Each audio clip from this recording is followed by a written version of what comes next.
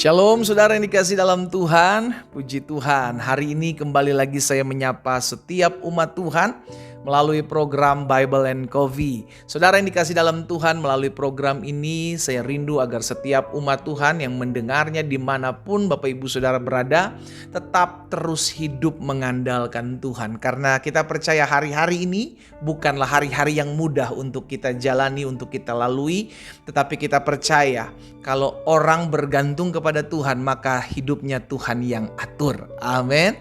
Kita percaya kalau hidup kita Tuhan yang atur, maka Tuhan yang akan membawa kita masuk dalam seluruh ketetapan dan rancangannya yang ajaib buat setiap hidup kita. Haleluya. Saudara yang dikasih dalam Tuhan, saya kembali mengajak setiap umat Tuhan, dimanapun Bapak Ibu Saudara berada, untuk kita kembali akan merenungkan firman Tuhan. Kita berdoa, kita datang kepada Tuhan.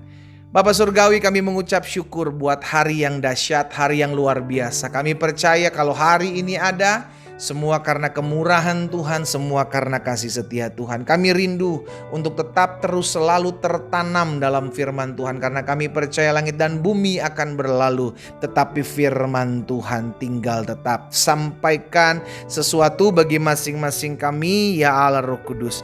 Kami membuka hati kami untuk firman-Mu. Di dalam nama Tuhan Yesus Kristus kami berdoa. Haleluya. Amin, amin. Puji Tuhan.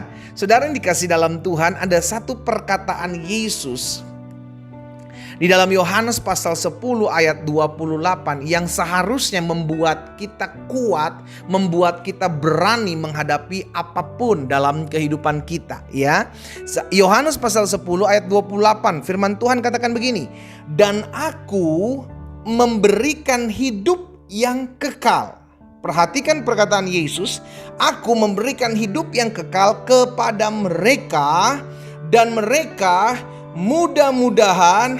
Tidak, saudaraku, Yesus tidak bilang mudah-mudahan. "Dan mereka pasti," haleluya, "pasti tidak akan binasa sampai selama-lamanya, dan seorang pun tidak akan merebut mereka dari tanganku." Haleluya. Suatu kebanggaan buat kita orang percaya yang percaya kepada Yesus tentunya, bahwa di dalam Yesus ada kepastian hidup kekal. Sama-sama bilang sama saya, kepastian di dalam Yesus selalu ada. Amin. Dunia hari-hari ini menawarkan bukan kepastian, mudah-mudahan.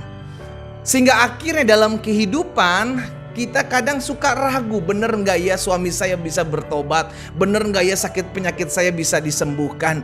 Bener gak ya keadaan bisa berubah? Bener gak ya rumah tangga saya bisa dipulihkan? Bener gak ya ekonomi saya bisa dibangkitkan?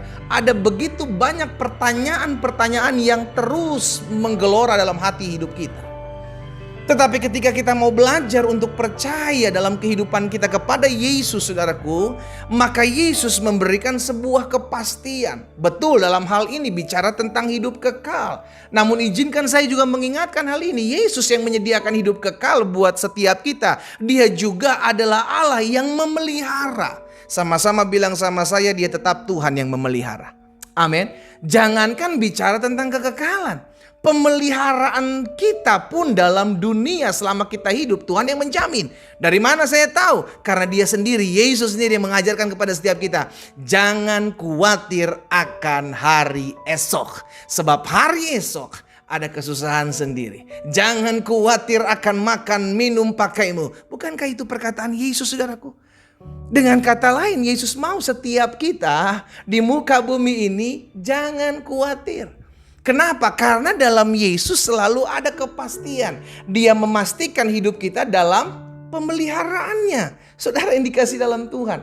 Ya, coba lihat lagi dalam Yohanes pasal 14. Wow, ayat 2 dan ayat 3 ini bicara tentang dalam Yesus, bukan mudah-mudahan. Dalam Yesus hanya ada kepastian. Baik kepastian hidup kekal di sorga maupun kepastian pemeliharaan Tuhan dalam hidup kita selama kita hidup. Di rumah Bapakku, Yohanes 14 ayat 2 dan 3, banyak tempat tinggal. Jika tidak demikian, tentu aku mengatakannya kepadamu. Sebab aku pergi ke situ untuk menyediakan tempat bagimu.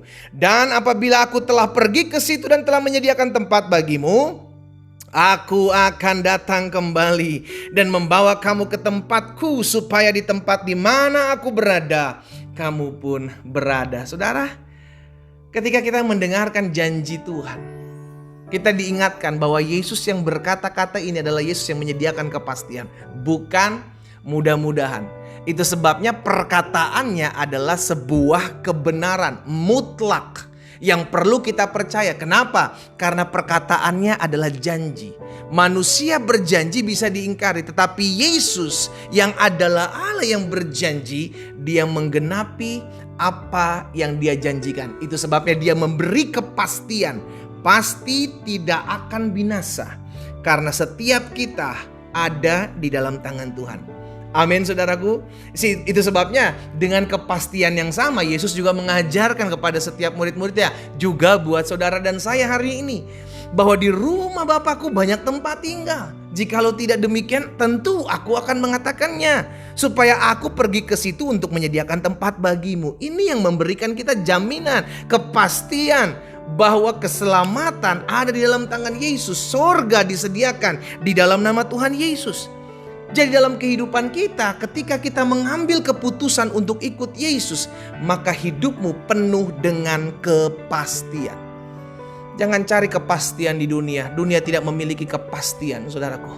Dunia hanya menawarkan, tetapi tidak bisa memastikan. Dan hari ini kita diingatkan oleh perkataan Rasul Paulus kepada jemaat di Tesalonika. Dalam 1 Tesalonika 1 ayat yang kelima bilang begini, sebab Injil yang kami beritakan bukan disampaikan kepada kamu dengan kata-kata saja, tetapi juga dengan kekuatan oleh Roh Kudus dan dengan suatu kepastian yang kokoh. Dalam Injil, dalam kebenaran firman Tuhan, ada begitu banyak janji Tuhan yang pasti digenapi dalam kehidupan kita. Sekarang jadi pertanyaan, maukah kita tetap terus berpegang pada janji Tuhan yang pasti, atau kita mau berpegang kepada penawaran-penawaran dunia yang dunia tawarkan buat setiap kita, yang tidak ada kepastian dalamnya? Kita yang pada akhirnya memutuskan. Hari ini kita diingatkan, saudara yang dikasih dalam Tuhan, dimanapun engkau mengambil bagian untuk merenungkan firman Tuhan saat ini, ingatlah, hanya di dalam Yesus kita memiliki kepastian. Baik kepastian hidup kekal di sorga, maupun kepastian akan pemeliharaannya di tengah-tengah kita tinggal di muka bumi ini. Dalam Yesus selalu ada kepastian. Kita berdoa, kita datang kepada Tuhan. Bapa, dalam nama Tuhan Yesus, kami bangga memiliki Allah seperti-Mu. Engkau Allah yang menyediakan kepastian dalam hidup kami.